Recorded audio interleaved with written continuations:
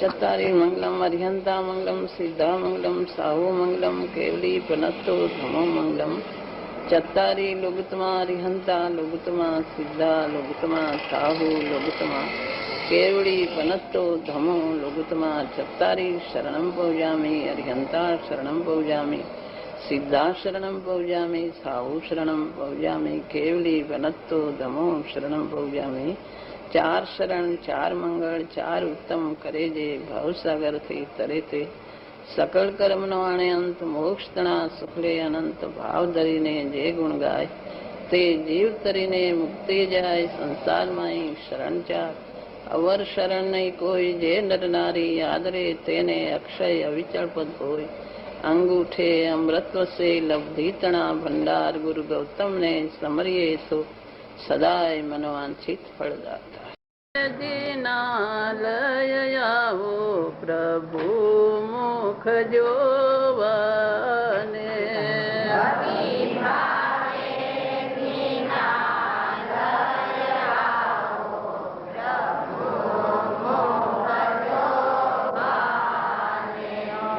भवि भावे दीनालय आवो प्रभु मुख जोवने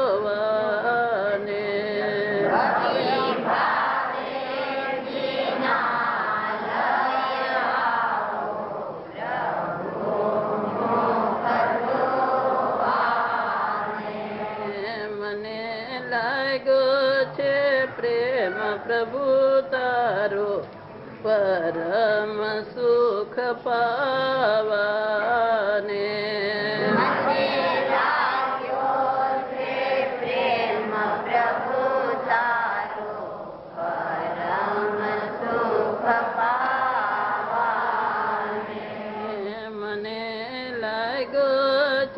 प्रेम प्रभु तारो परम सुख पावाने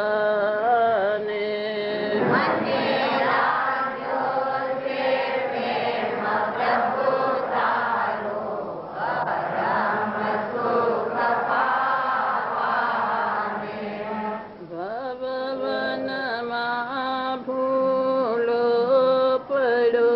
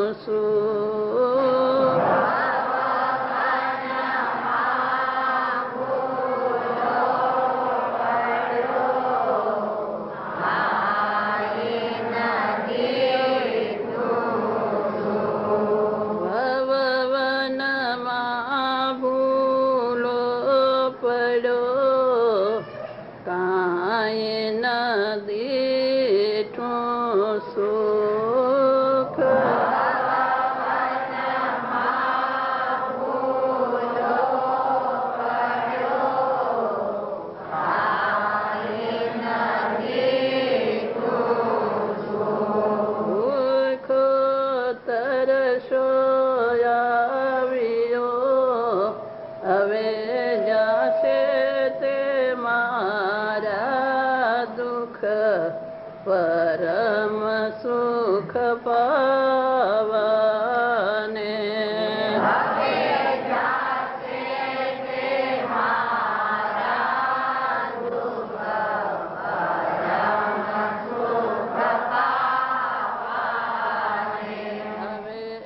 जासे ते मारा दुख परम सुख पावाने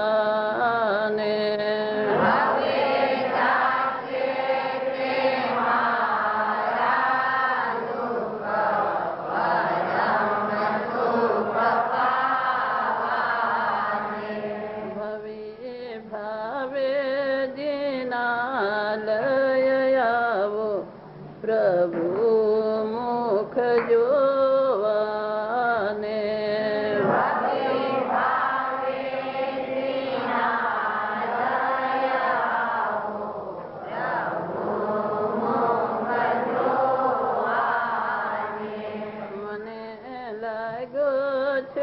प्रेम प्रभु तारो परम सुख पावने।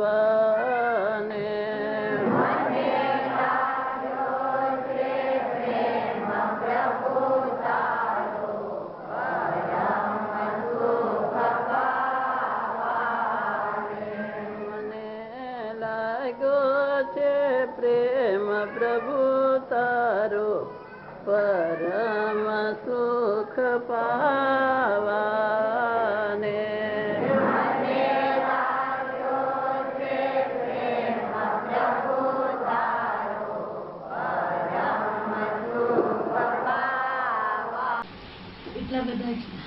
એટલા પાત્ર એટલા કૂણું અંદર કુણાશ છે કે પોતાનો આગ્રહ એકદમ છૂટી ગયો.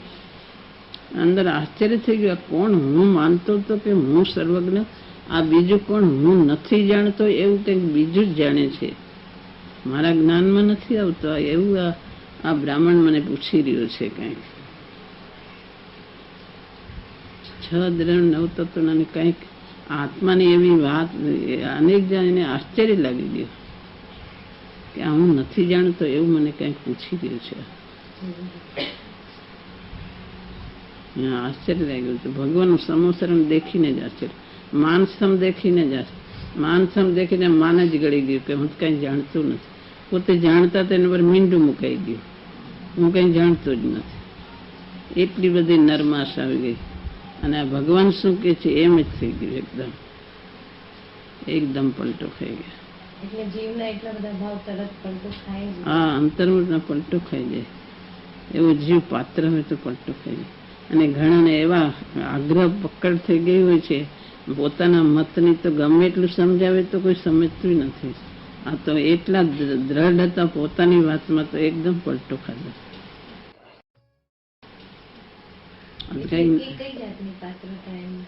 કઈ જાતની છે એવી કોઈક આત્મામાં એવી પાત્રતા, એમ બીજાનું ગ્રહણ કરવાનો અવકાશ છે. હું કઈ નથી જાણતો, આ કઈ હું માનું છું કે હું બધું જાણું છું ને હું તો આ કે છે હું કઈ જાણતો નથી, હું સર્વજ્ઞ નથી લખતો એમ થઈ ગયું. આ કંઈક નવું કે છે, આ મારા જ્ઞાનમાં નથી. આ આત્માની ભેદ જ્ઞાનની વાત ને આત્માનું આ કેવળ જ્ઞાન ને 6 દ્રવ્ય 9 તત્વ ને આ બધું કઈ હું જાણતો નથી. હું તો આ એક દ્રવ્ય માનું છું, બધું એક જ છે આવું માનું છું. આ તો કઈ જ્યાં દ્રવ્ય કે છે અંદર તત્વ કે છે ને સાધક દશા દ્રવ્ય ને પર્યાય ને આ બધું હું કઈ જાણતું નથી. આ મારા જ્ઞાન હું જાણું છું કે હું બધું જાણું છું. તો હું તો આ કઈ જાણતું નથી. આ તમારા જ્ઞાન બહાર રહી ગયું તો હું સર્વજ્ઞ નથી, મારે ખોટું છે એમ થઈ ગયું. આ મહાવીર ભગવાન સર્વજ્ઞ છે. મહાવીર ભગવાન દેખીને આશ્ચર્ય થઈ ગયું કે આ ભગવાન આવા વિતરાગ આવા હોય કે આ કોઈ સામું જોતા નથી, કાંઈ વિતરાગી મુદ્રા છે, કોઈને ઉદ્દેશીને કંઈ ઉપદેશ દેતા નથી, એકદમ દિવ્ય ધ્વનિ છૂટે છે. આ શરીર એમનું જુદું, આની મુદ્રા જુદી, એમનો આત્મા જુદો. એકદમ આશ્ચર્ય લાગ્યું ને એમની વાણી સાંભળીને તો અંદર પલટો જ ખાઈ ગયા. એકદમ અંદર ભેદ જ્ઞાન થઈ ગયું, સમ્યક દર્શન સ્વાનુભૂતિ થઈ ગઈ અને મુનિ દશા થઈ ગઈ. પાછી સમ્યક ભેદ જ્ઞાન થયું એની સાથે લીનતા એટલી વધી ગઈ એક ક્ષણમાં કે મુનિપણાની લીનતા આવે એવી લીનતા થઈ ગઈ. જ્ઞાનનો ક્ષયોક્ષમ એટલો બધો વધી ગયો. મતિ જ્ઞાન, શ્રુત જ્ઞાન, અવધિ જ્ઞાન, મન પરિવર્તન 4 જ્ઞાન થઈ ગયા. એ 4 જ્ઞાન એક સાથે થઈ ગયા.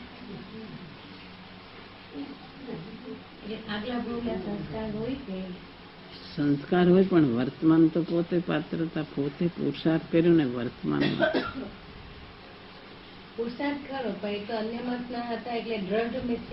હા દ્રઢતામાં હતા. એટલો બધો પલટો જીવ ખાઈ જાય.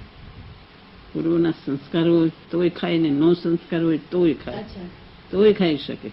નિગોદમાંથી જીવ નીકળે ત્યાં ક્યાં સંસ્કાર હોય? અનંતકાળ નિગોદમાં હોય, એમાંથી એના પરિણામ પલટે અને આવે ત્રસમાં આવીને પછી મનુષ્ય થઈને એકદમ મુનિ થઈને કેવળ જ્ઞાન પામે. જીવમાં એવું જીવમાં પાત્રતા છે, પોતાનો સ્વભાવ છે ને સ્વભાવ તરફ એકદમ વળી જાય. એમ તો સમજાઈ જાય છે કે આત્મા છે, તે આ શરીર પિંડ છે, આમ છે, અંદર પલટો ખાવો એટલી પાત્રતા જ ને. આ કાળ આવો છે પંચમમાં, પણ પોતાની પાત્રતા હોય તો કાળ શું કરે? કાળ કઈ નડતો નથી. પછી અંદર જાય પણ તરત જ પાછી બહાર આવે છે, અંદર જતી જ નથી. ક્ષણમાં એકદમ કોકને થાય છે બાકી જ્યાં જ્યાં તો પુરુષાર્થ કરીને અભ્યાસ કરીને આગળ જાય છે. કોકને પલટો ખાઈ એકદમ એમ કે છે અંદર જાય છે એવું તરત જ બહાર ભયો આવે અંદર જતો જ નથી, અંદર તો જતો જ નથી, કેમ કે પ્રયત્ન કરે કરે છે તે. તો તરત બીજામાં જ ધ્યાન જાય છે. અભ્યાસ અનાદિનો છે ને એટલે અહીંયા દોડ્યો જાય છે. અંદર માન પોતે સારા વિચાર કરવા માન જાય. પુરુષાર્થ કરવાનો રહે. પાયો ખોદતા ખોદતા નિધાન નીકળે એવું તો કોકને બને, બાકી તો એને વેપાર ધંધા એમ કોકને પાયો ખોદતા નિધાન નીકળે એવા તો એટલે એવા જીવ કોઈ ક્ષણમાં અંદર પામી જાય એવા તો એવી પાત્રતાવાળા પણ એવાય હોય છે. આ ગૌતમ સ્વામી નિગોદમાંથી નીકળીને ભરત ચક્રવર્તીના ઘરે દીકરાઓ થાય છે. નિગોદમાંથી નીકળી અને તરસ ઓલા ચોમાસામાં થાય છે ને લાલ લાલ લાલ લાલ જેવા એવા થઈને પછી રાજકુમાર થાય છે. પછી ભગવાનની વાણી સાંભળીને મુનિ થઈ જાય છે. એવા થાય છે.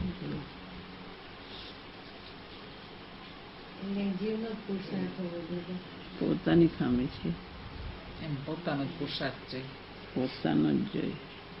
माताजी गौतम ने तो किसी प्रसाद में किया था उस समय। गौतम ने क्या प्रसाद किया था? गौतम ने शो प्रसाद किया? पुरुषार्थ अंतરમાં ક્ષણમાં અંતર્મુખમાં કર્યો હતો. પુરુષાર્થ તો કર્યો હતો પણ એને એકદમ એવા પલટો ખાઈ ગયા અંતર્મૃતમાં. એને એમ થઈ ગયું મારું બધું ખોટું છે. પોતાની વાત ઉપર એકદમ મીંડું મુકાઈ ગયું. એમ તો સમાસરણમાં જે જાય બધાને પોતા ત્યારે તો સાચું જ લાગે, પણ એટલું બધું બધાને એવો પલટો ખાય નહીં. એવો પલટો ખાનાર કેટલાક નીકળે. બધા એવી રીતે પલટો ભગવાનની વાણી માર્ગ સાચો એમ માને પણ અંદર પલટો ખાનારા અમુક નીકળે. પણ ભગવાનની વાણી એવું એમનું નિમિત્ત એવું પ્રબળ છે પણ ઉપાદાન પોતાનું તૈયાર હોય એને પલટો ખાય. બાકી ભગવાનના સમૂહ શરણમાં જઈને જીવ ઘણી વાર પાછો આવ્યો છે. બહારથી જોઈને આવ્યો ભગવાન સમૂહ શરણમાં બેઠા છે, ભગવાનને અશોક વૃક્ષ અને દિવ્ય ધ્વનિ બધું છે એવું બારથી જોઈ આવ્યું. અંતર ન જોયું ભગવાનનું એમ પણ આવે છે. ગૌતમ સ્વામી પુરુષાર્થ કર્યો તો અંતર્મૃતમાં એમના જીવે એકદમ મારામાં કાંઈ નથી એમ થઈ ગયું. અને બધું અંદર આ ભગવાન કંઈક જુદું કહે છે કે અંતરથી પલટો ખાઈ ગયા, પછી અંતર્મૃતમાં પલટો ખાઈ ગયો.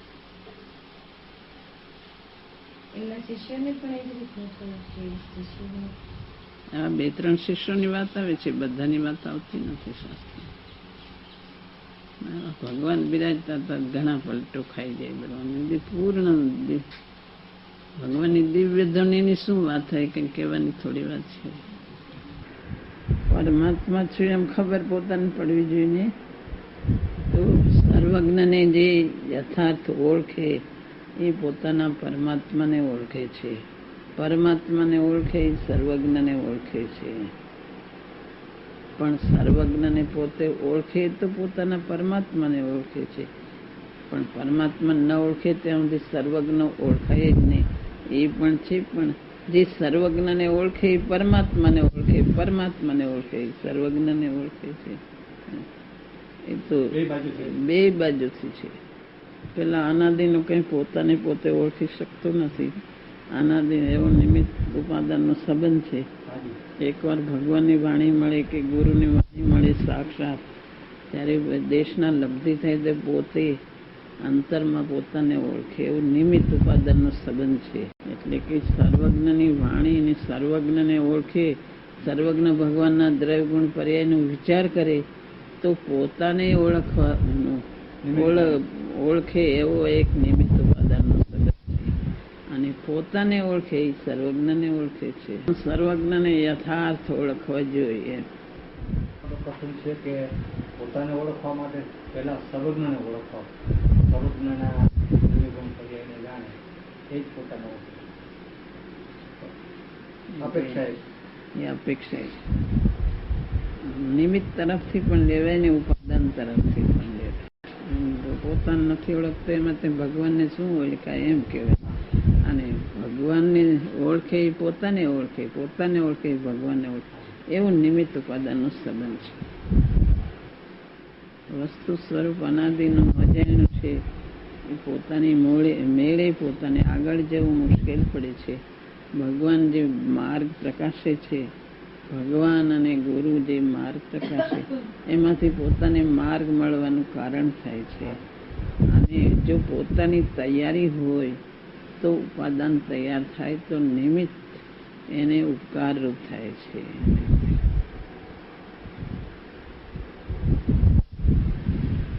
છેલ્લે તો પછી જ આવીને ઊભું છે પોતાની તૈયારી હોવી જોઈએ.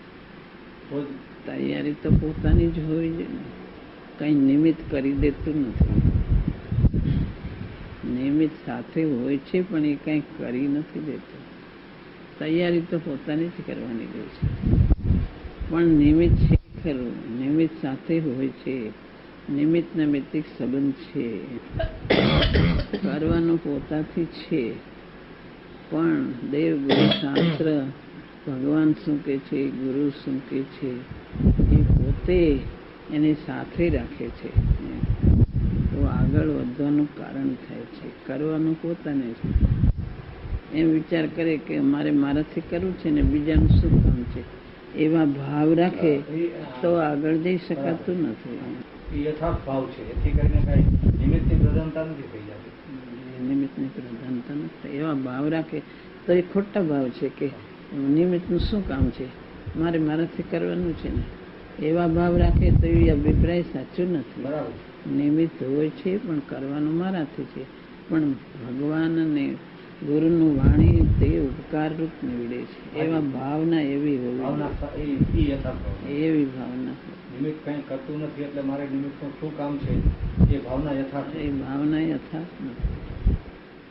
નિમિત્ત ઉપાદાનની સંધિ તૂટી ગઈ. તૂટી જાય છે. હવે મારું કરવાનું છે એની પાછળ ભાવ કેવો જોઈએ પાછળ આ ભાવ નથી. મારે મારું કરવું છે, મારે પુરુષાર્થ કરવો છે. માર્ગ શું છે, ગુરુ શું માર્ગ કહી રહ્યા છે, ભગવાન શું કહી રહ્યા છે, આચાર્યો શું કહી રહ્યા છે, એનો પોતે વિચાર કરે. તત્વનો પોતે વિચાર કરી નિર્ણય કરીને ભગવાનને ગુરુ સાથે મેળવે કે ગુરુનો શું આશય છે, આચાર્યો શું કહે છે, એમ પોતે સાથે રાખીને નિર્ણય કરે.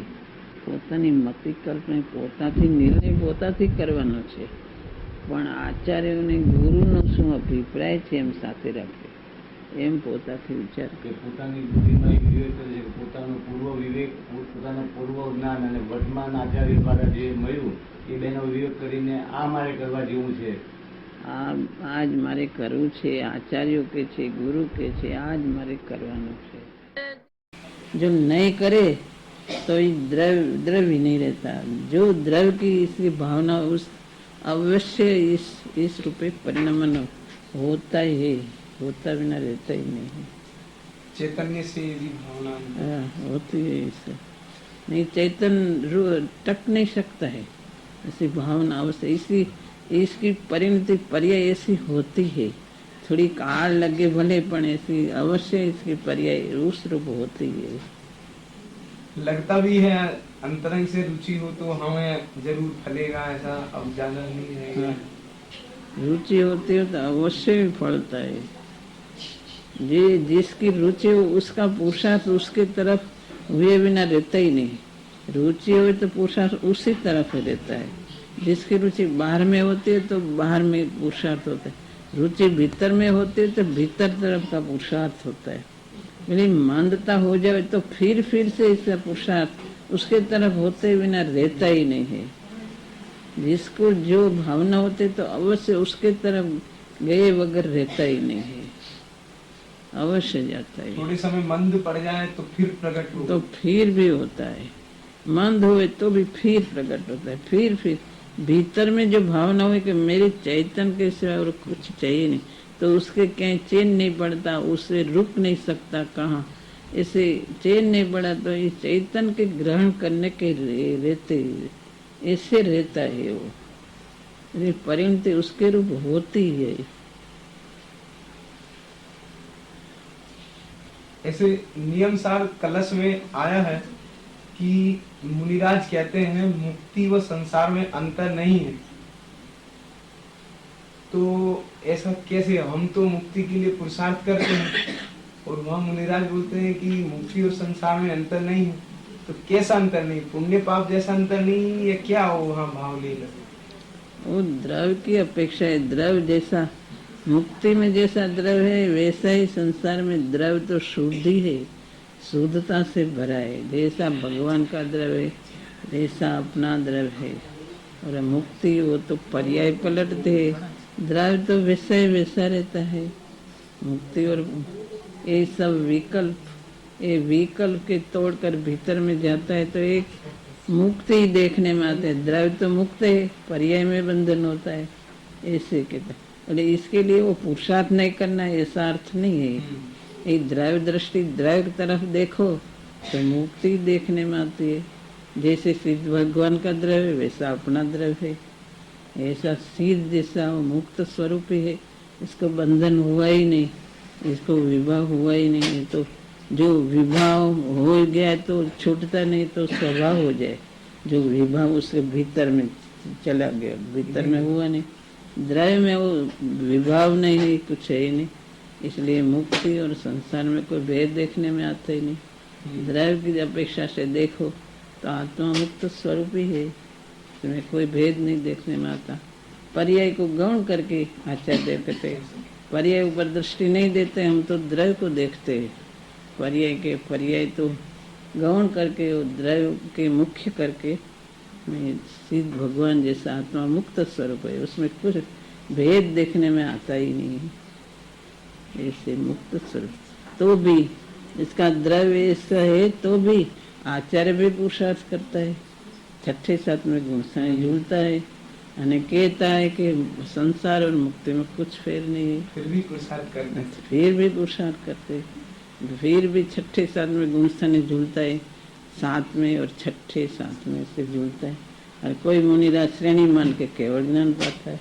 पुरुषार्थ करते और कहते मुक्ति और संसार में भेद नहीं है। इस द्रव्य तरफ से देखो तो आत्मा मुक्त ही देखने में आता है। मुनिराज को ऐसा अपना आत्मा देखने में आया मुक्त स्वरूप, तो उनको संसार और मोक्ष में कोई अंतर नहीं लगने लगा। कोई अंतर नहीं देखने, द्रव्य तो ऐसा ही है, मुक्त स्वरूप ही। तो मेरे कोई बंधन लगा ही नहीं, मेरे में कोई मलिनता हुई नहीं। हाँ क्या है ये, क्या हुआ, मैं तो शुद्ध स्वरूप ही हूँ। इस मुनिराज को ऐसा द्रव्य दृष्टि के बल से ऐसा लगता है।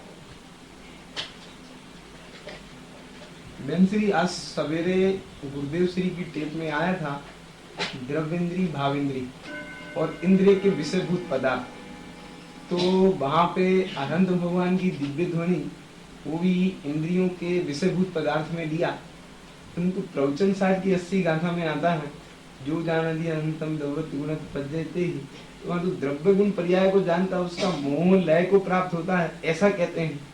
तो गुरुदेव उसके टेप में आया था कि इंद्रिय के विषयभूत पदार्थों को, इंद्रिय जान को, उसको जीतना, उससे भिन्न अनुभव करना।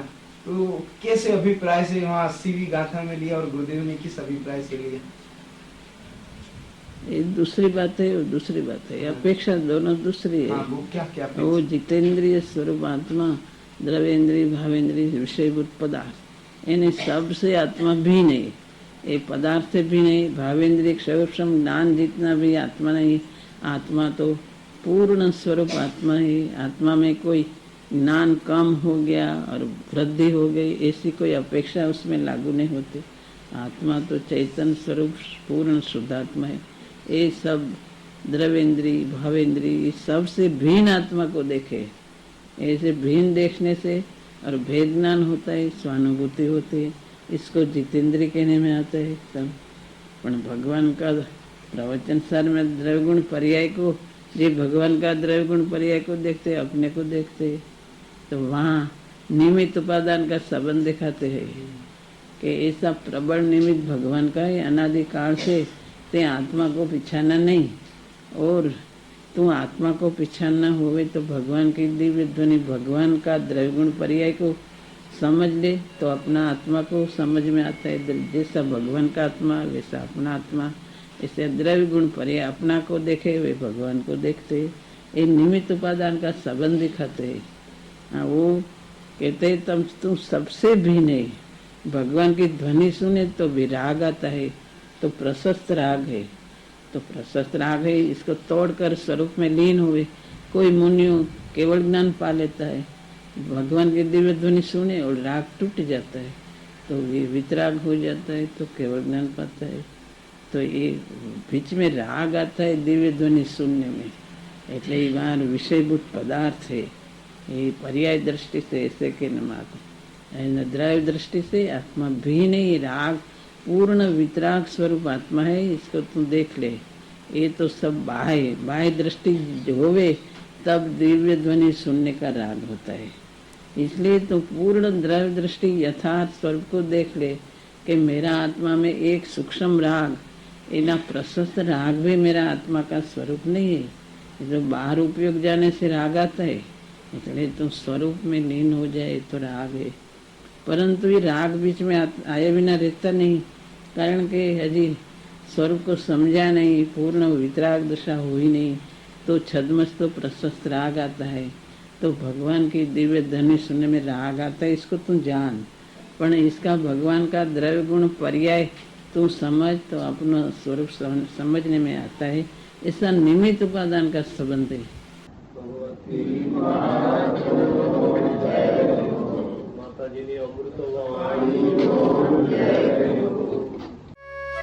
यह स्वर्णपुरी अति पावन है,